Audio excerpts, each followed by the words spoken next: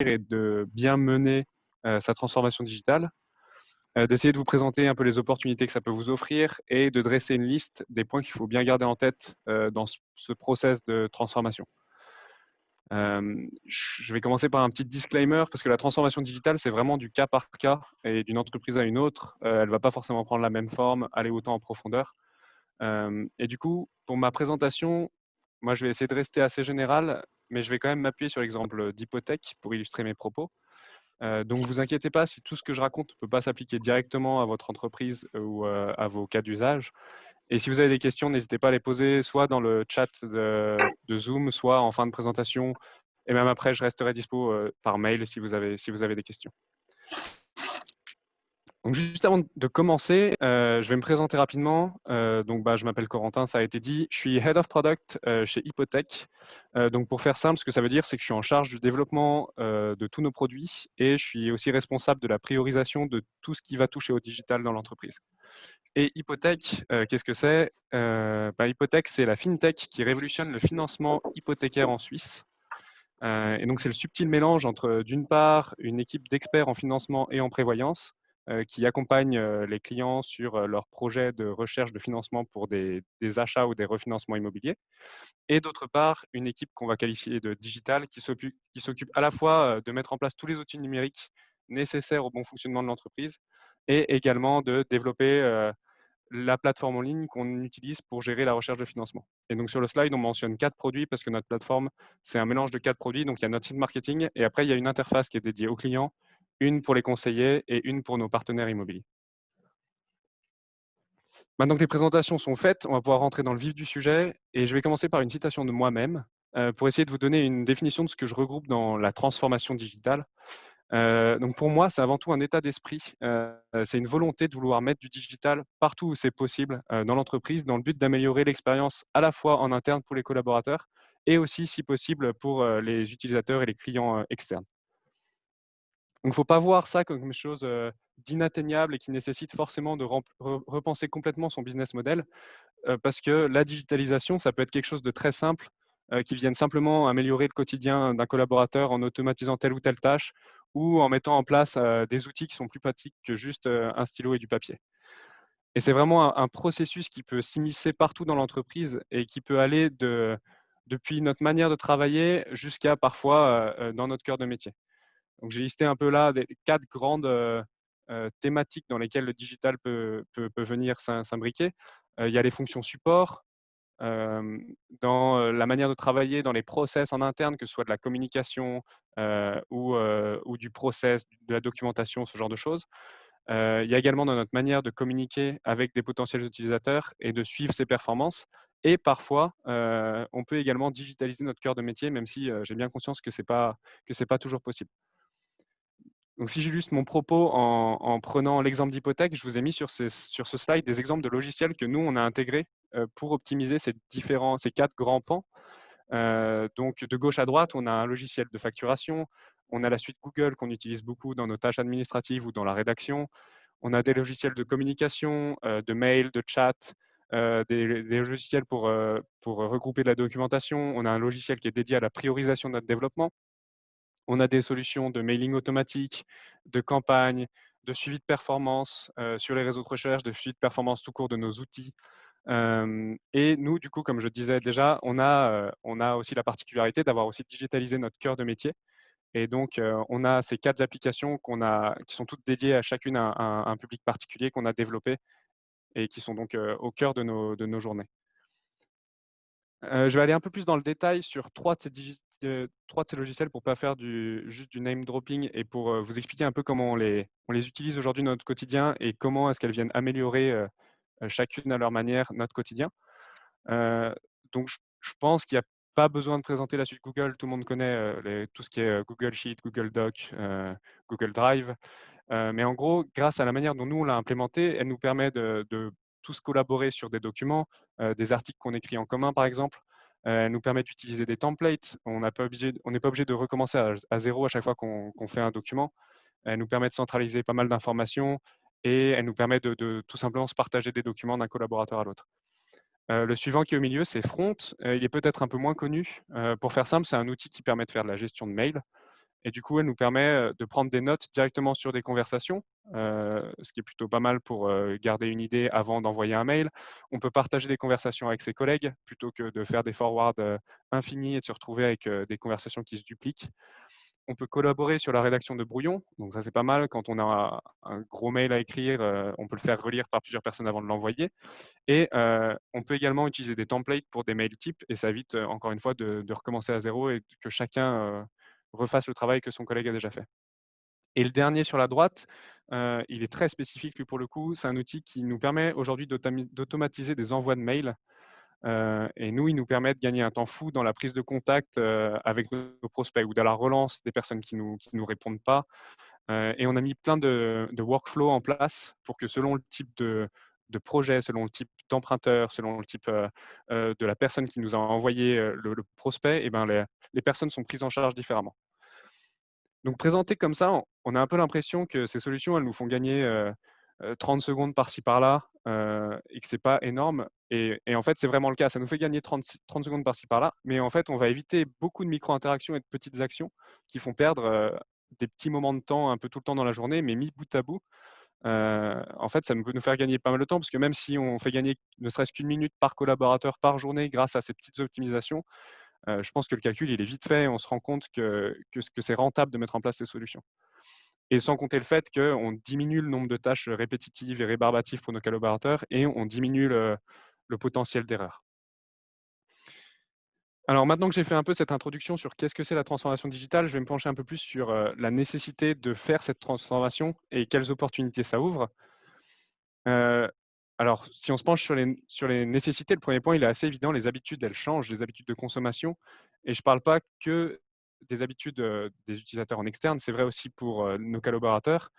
Les géants du web ou les GAFA comme on les appelle, Google, Amazon, Facebook et Apple, ils ont créé une nouvelle manière de consommer, de communiquer, de gérer son travail, d'interagir les uns avec les autres. Et donc on a besoin de enfin, les gens s'attendent à ce qu'on soit au niveau des standards apportés par ces géants du web. On a besoin d'aller là où est notre audience. Notre audience aujourd'hui, elle est sur smartphone, elle est sur le web. On a besoin d'aller là où ils sont aujourd'hui et on a besoin pour nos collaborateurs en interne de coller aux habitudes qu'ils ont pris avec ces logiciels et qui se sentent pas, au Moyen Âge quand ils arrivent dans notre entreprise. Et aujourd'hui, tout est instantané dans notre quotidien, tout marche en un clic et donc c'est important que ce soit la même chose, au sein de l'entreprise.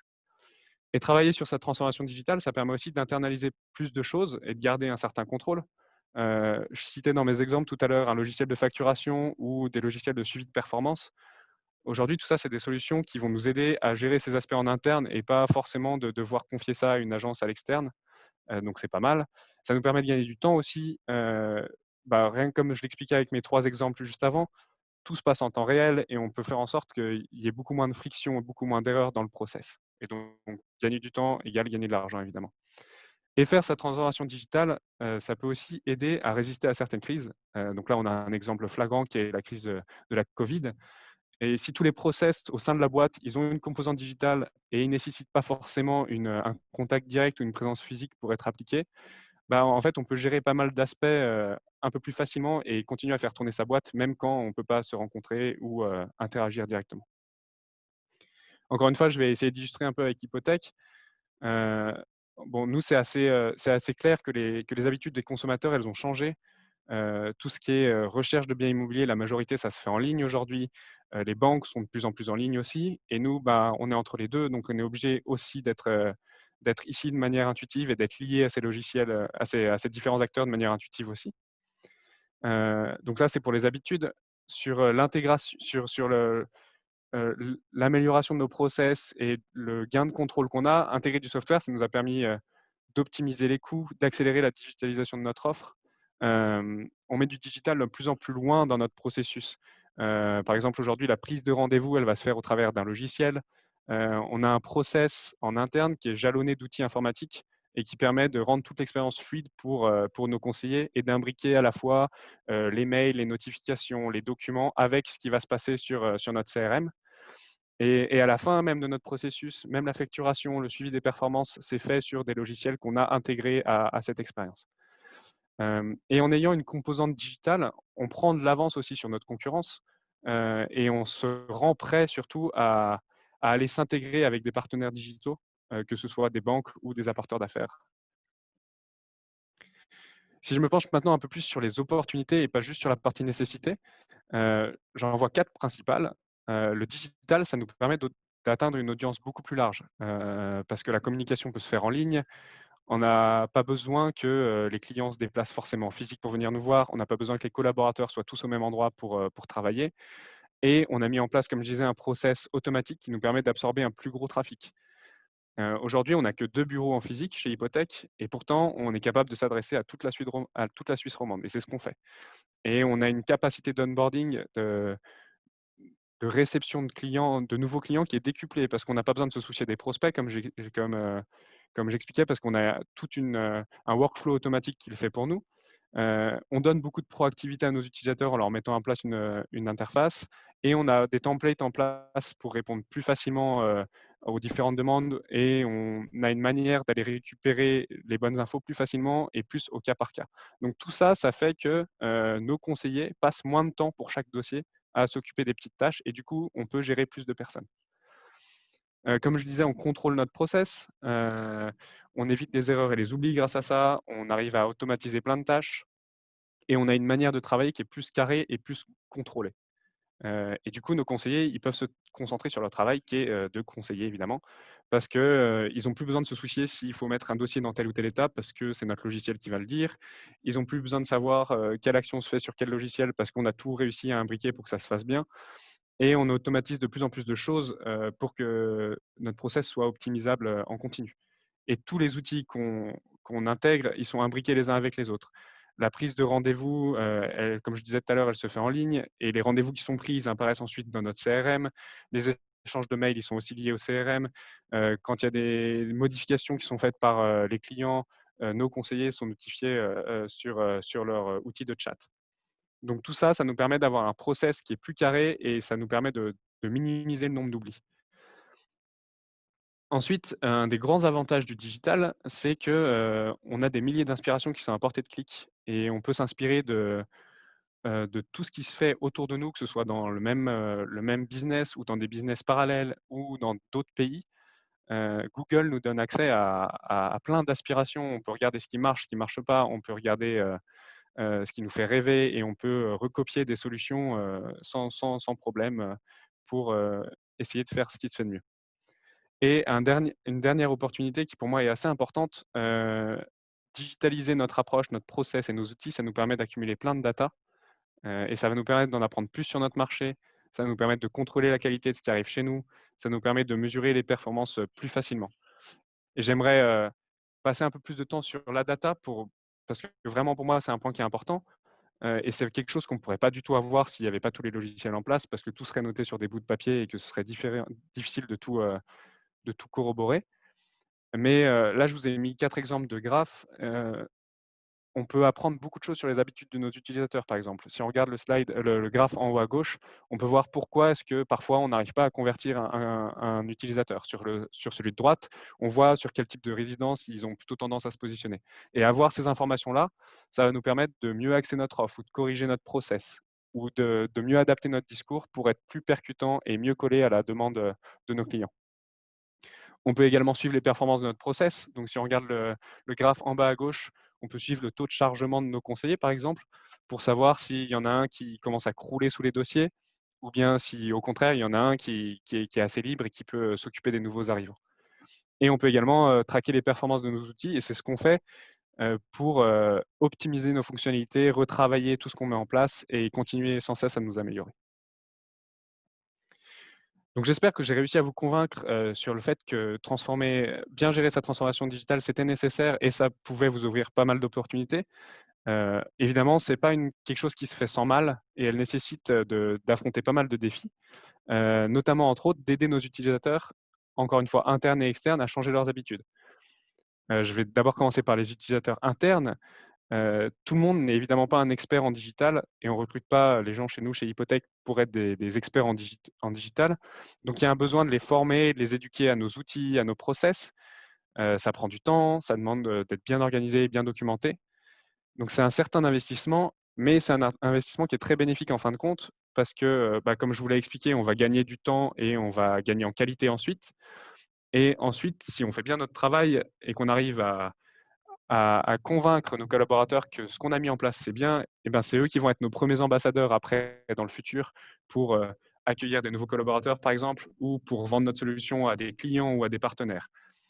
Et surtout, quelque chose de très important, c'est que nos utilisateurs en interne, c'est notre première source de feedback.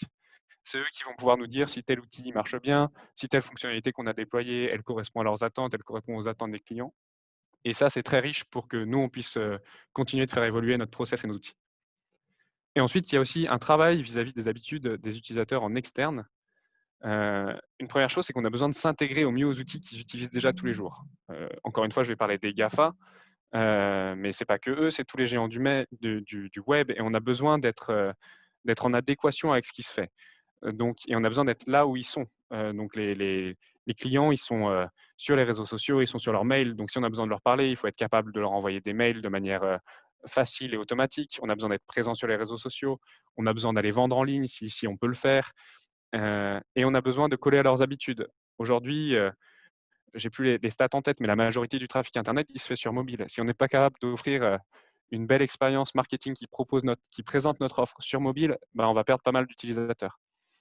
Et on a besoin aussi de lier notre expérience au lieu où eux, ils sont. Nous, chez Hypothèque, on essaye de faire en sorte d'aller chercher des utilisateurs sur Facebook ou sur Google en leur faisant remonter ce qui peut correspondre à leur recherche. Et ensuite, on fait en sorte qu'ils arrivent au bon endroit sur notre site et qu'ils soient ensuite bien pris en charge dans le flow pour que toute cette expérience, depuis l'endroit où ils étaient jusqu'à le produit qu'on va leur offrir, elle soit fluide. Et dans notre cas précis où on digitalise aussi le cœur de métier, on doit aider nos utilisateurs à changer leurs habitudes vis-à-vis du business parce qu'on va introduire un nouveau mode de consommation et il ne faut pas que ce soit quelque chose qui vienne entraîner des frictions dans leur expérience. Euh, Aujourd'hui, les gens qui cherchent un prêt hypothécaire, non seulement ils ne sont pas très au courant des courtiers, mais en plus, ils ont plutôt l'habitude de faire ça en physique. Donc nous, on a besoin de leur montrer que c'est bien de faire ça en digital aussi, que c'est même mieux. Et on a besoin d'offrir une expérience au top pour qu'ils ne regrettent pas le fait d'avoir changé leur habitude. Et évidemment, il faut faire attention de garder une expérience fluide. Il ne faut pas rajouter des outils digitaux où on va demander 100 inscriptions à un utilisateur et on va le ralentir dans sa prise de décision. Il faut que les outils qu'on intègre, ils soient uniquement là pour améliorer l'expérience. La transformation digitale, elle demande également de nombreux changements au niveau stratégique de l'entreprise. Ça va impliquer de nouvelles priorités.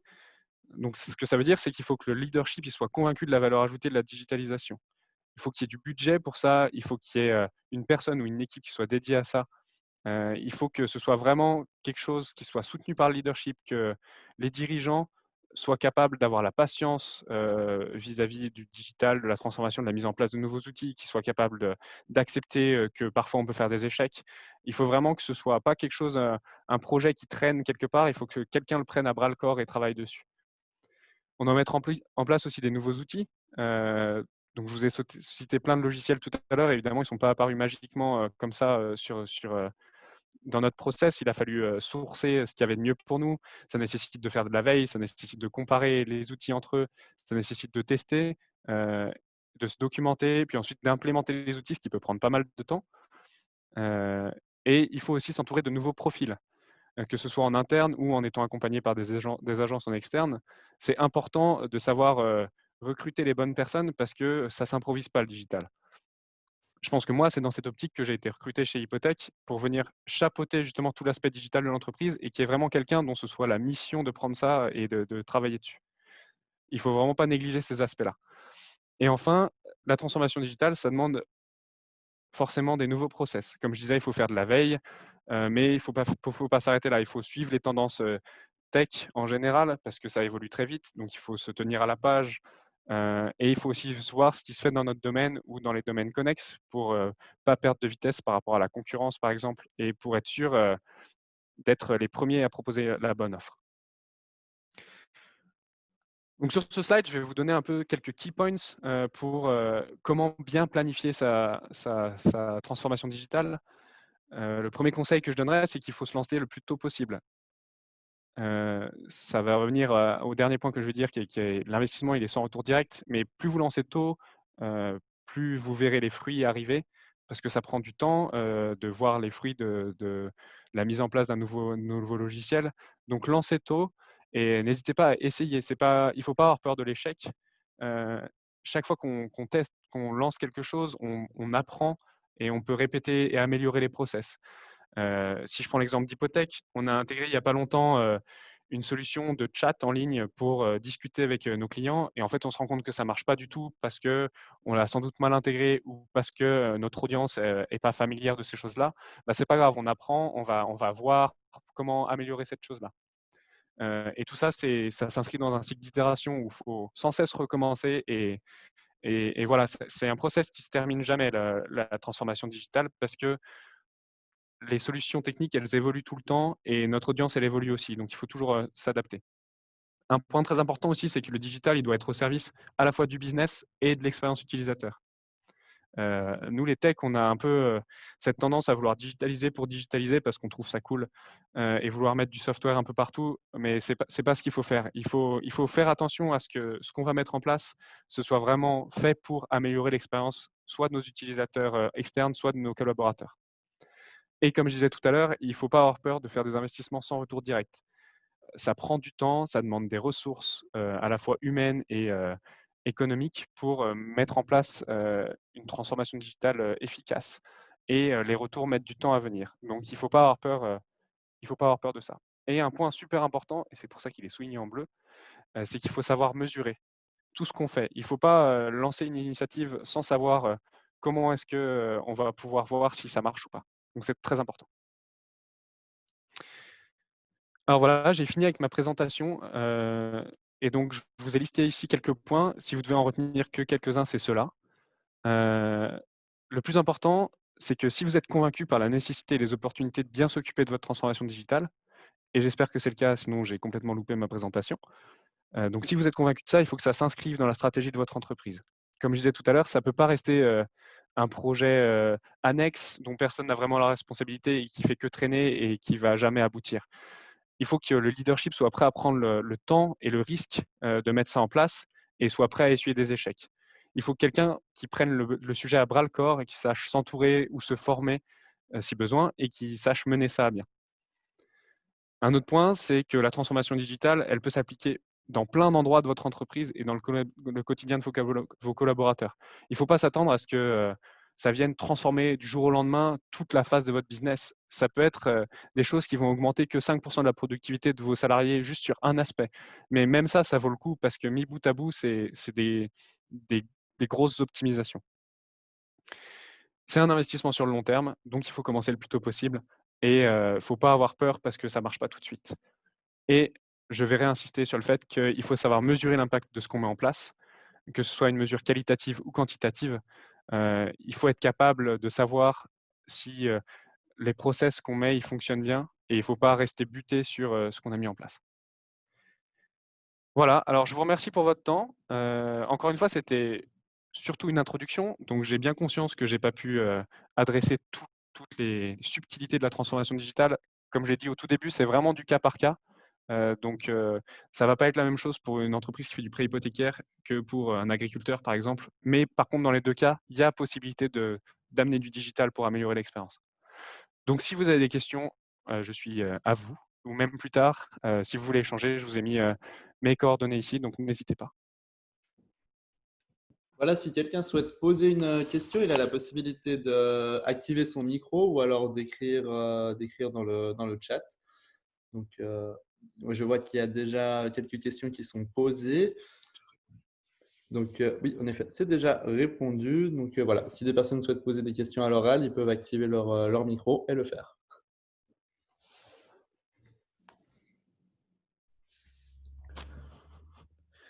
Alors moi, je vais poser une petite question. Déjà, merci Corentin là, pour cette belle présentation très, très claire et compréhensive. Moi, j'avais une question dans mon domaine d'activité. Donc, on est une petite structure où on réalise tout ce qui est des mesures 3D pour le bâtiment, l'architecture. Donc, c'est déjà une approche assez technologique, on va dire, dans nos prestations de services. Par contre, nous, ça va être plus sur notre organisation interne où je me pose pas mal de questions sur des outils qui pourraient nous aider. Donc là, on en a vu déjà quelques-uns, que ce soit pour la partie plutôt administrative, facturation ou gestion de mail, interconnexion entre les collaborateurs. Quels conseils tu pourrais donner à une petite PME comme la mienne pour justement la sélection des outils parce que comme on l'a vu, il y en a vraiment une quantité disponible à l'heure actuelle. Comment finalement bien cibler son outil et ce qui revient à comment bien détecter le besoin auquel il va répondre finalement. Bah, moi, je commencerais dans l'autre sens, en fait. Je pense qu'il faut… Enfin, je pense que si tu soulèves ce point, c'est que tu as déjà détecté des problèmes en interne qui pourraient être améliorés et c'est les problèmes qui vont guider le choix des outils derrière. Et en fait, il y a deux approches. C'est soit regarder ce qui pose le plus problème aujourd'hui dans l'entreprise et chercher l'outil qui correspond, soit s'inspirer de ce qui se fait ailleurs. Il y a pas mal d'articles sur des médias comme Medium ou autres où les entreprises expliquent comment elles ont intégré telle ou telle solution et qu'est-ce que ça a changé de leur quotidien. Donc soit ça vient du produit, soit ça vient du besoin. Moi, j'ai plutôt tendance à penser que c'est mieux de faire dans l'autre sens. Donc c'est difficile de répondre à cette question sans Ah, bien sûr, voir sans faire exactement quel est le besoin. bien sûr, oui, oui. Non, c'était plus de manière assez large, on va dire. Mais oui, je pense qu'en rétro-ingénierie partant du besoin, on trouve l'outil. Ouais, je pense que c'est Bah, la vraiment… manière dont on fait ça, nous, par exemple, si je prends l'exemple de l'outil de mailing automatique qu'on a mis en place chez nous, c'est parti d'un besoin qui est que on se retrouve à relancer des prospects qui en fait sont juste venus en touriste sur notre site et ont rentré leur mail pour obtenir leurs résultats et qui sont en fait pas du tout intéressés par acquérir un bien. Donc ça, c'était le constat de base. Et on a réfléchi à comment est-ce qu'on pourrait améliorer ça et qu'est-ce qu'on pourrait remplacer par du digital dans ce que les conseillers faisaient manuellement aujourd'hui. Et donc, c'était la relance. Et du coup, on a cherché une solution qui puisse faire de la relance toute seule et on a fait en sorte que, en plus de faire de la relance, elle soit capable de segmenter les prospects en des prospects vraiment intéressés et des prospects pas intéressés. Et une fois qu'on a su ce qu'on voulait, c'est là où on a cherché pas mal de solutions. Et on a comparé au niveau des features, au niveau de comment ça pouvait s'intégrer avec ce qui est déjà en place, au niveau du pricing aussi, c'est important, au niveau de l'interface, est-ce que c'était simple à mettre en place ou pas, est-ce qu'il y avait besoin de quelqu'un très tech pour s'en occuper ou est-ce que quelqu'un plutôt business pouvait s'en occuper. Et c'est ça qui nous a permis de trancher sur la solution qu'on a mise en place. D'accord. Je profite, Corentin, c'est Daniel. Je suis à côté de Romain, donc je profite pour te poser une question. C'est également, tu as dit qu'il fallait s'inspirer des meilleurs, en fait.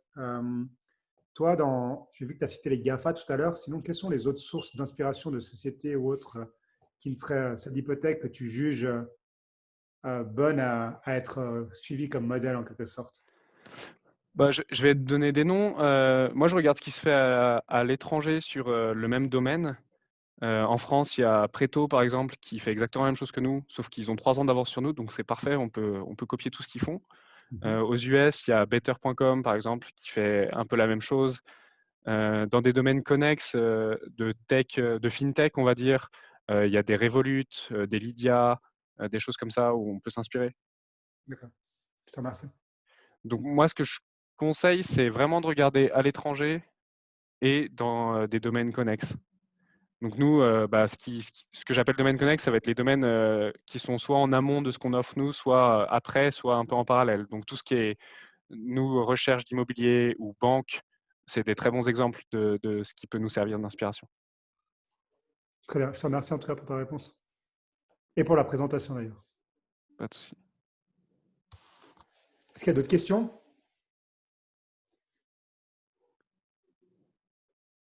On en a une à l'écrit. Oui. On va la lire alors, vas-y.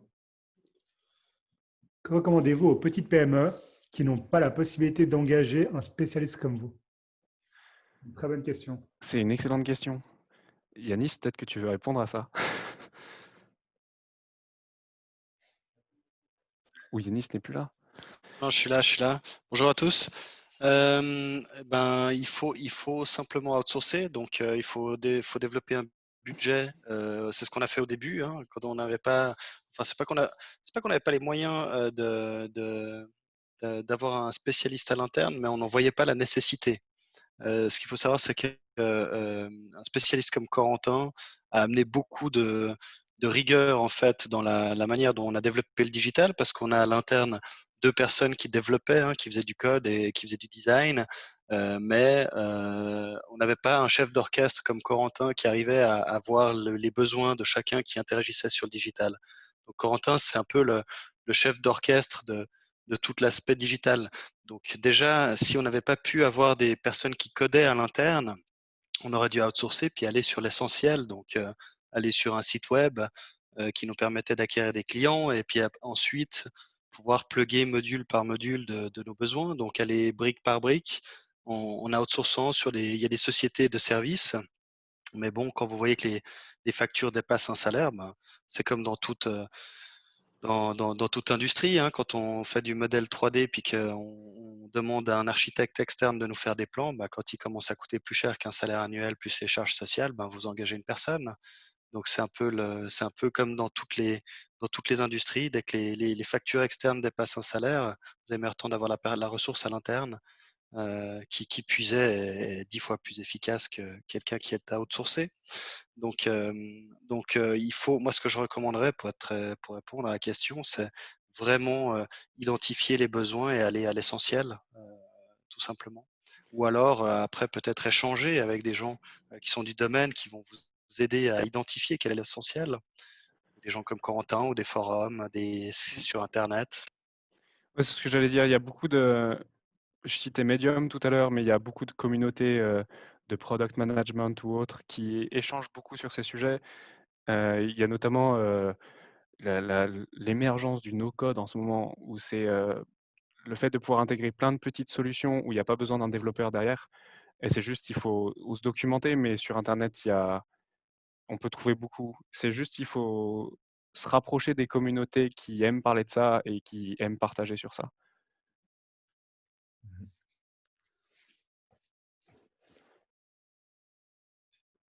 Bah, top. Et moi, je voulais juste rebondir sur la précédente question, de justement quand on peut s'inspirer de ce qui se fait à l'étranger. Concrètement, c'est quoi? C'est d'aller voir sur leur site et puis euh,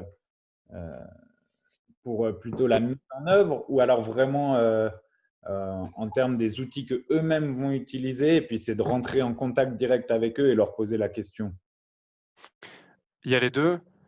Bon, moi, je le fais surtout pour m'inspirer pour notre site marketing et notre application, qui sont donc les logiciels qu'on développe nous-mêmes. Donc, dans ce cas-là, moi, ce que je fais, c'est faire l'expérience chez eux. Donc, j'ai un compte chez Preto, un compte chez Better. Je fais semblant d'être américain et tout va bien. Mais il y a aussi, bah, moi, je suis dans des communautés de product managers et j'échange avec les gens qui travaillent sur des produits connexes pour savoir ce qu'ils utilisent pour leur facturation, par exemple. Bah, le logiciel de facturation, c'est en échangeant avec des personnes qui sont qui ont une solution digitale dans l'immobilier. Bah, qu'est-ce qu'ils utilisaient comme facturation? Est-ce qu'ils en étaient satisfaits?